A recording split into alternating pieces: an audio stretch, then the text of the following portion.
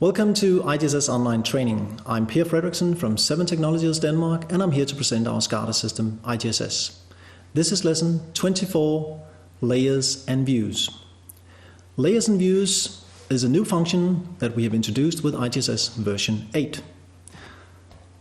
This session will explain to you what is a layer, what is a view, and how you can use these views in supervise so that the operator can change view according to his needs.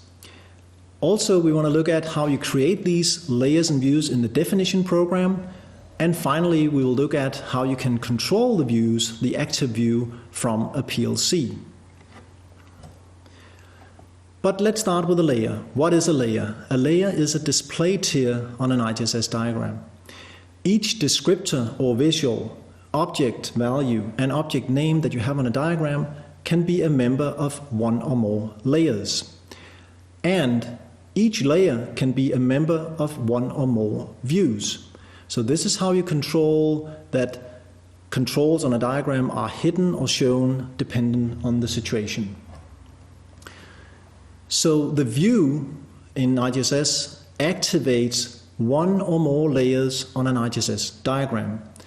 A view can be global for the entire configuration, or it can be specific to a diagram. Each view that you have on a diagram can be controlled manually from the Views menu, if you allow the operator to do so, or you can control it automatically from the PLC, or even from VBA code, Visual Basic for Applications code. Let's take a look at this feature in the running program. Let's go into the Supervise module and go to the demo configuration, and then on the front page of News in IGSS version 8, we'll find the Layers function. Here it is. Now, each of these functions in this button bar out here, Layers, Save Commands, etc., they are actually views on the same diagram. So if you go into the Views menu now, you can see that you can activate each of these functions. And right now we have Layers enabled. So that's one example of layers. Another example, which is a little bit more simple and good for illustration of this feature, is the Layers example. Now, on this diagram, you can see a motor which is currently stopped. It is currently in manual mode, so the operator is allowed to start it and to stop it. But if we switch the view to automatic, what we can do from the drop-down box here, we can switch it to automatic, then the start-stop control disappeared. So now it's running in automatic mode and it's not able to control the motor.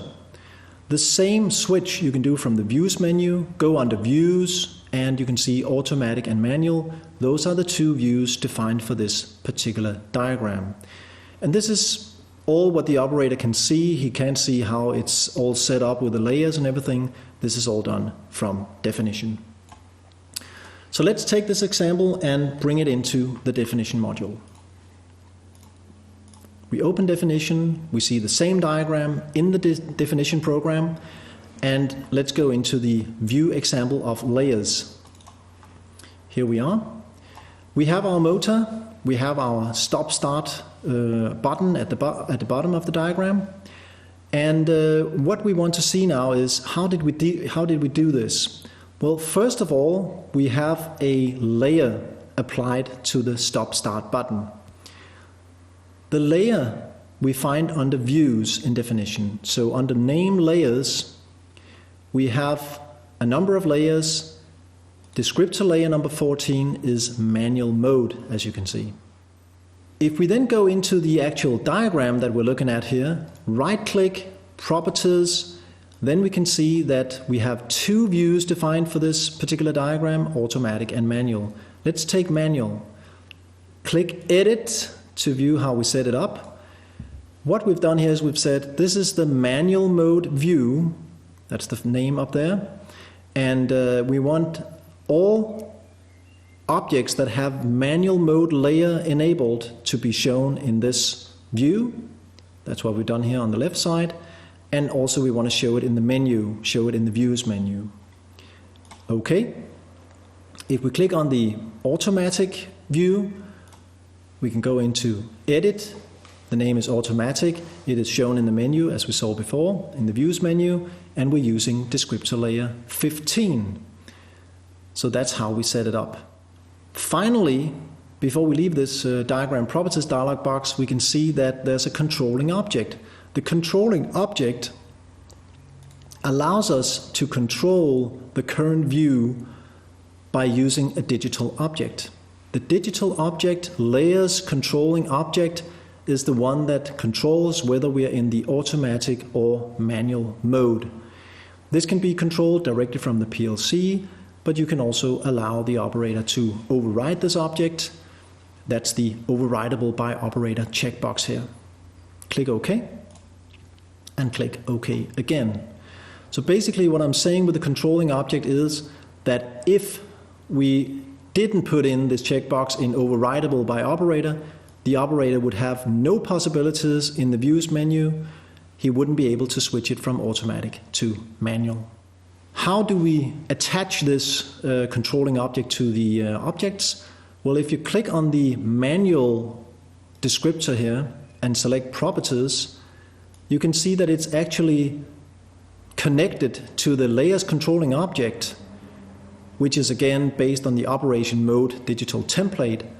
So that's how we switch between automatic and manual, because these are the two states that we have in this digital object. That's all for now. That's layers and views for you. Of course, you can build up many different examples here. We have one customer, for example, that sometimes have an emergency situation. So he has an emergency view, which is global for the entire configuration. A lot of details will be removed from all the diagrams when he's running in emergency mode.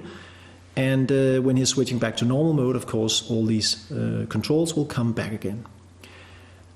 Thank you for listening. This was lesson 24. We have an exercise that you can download from the same page.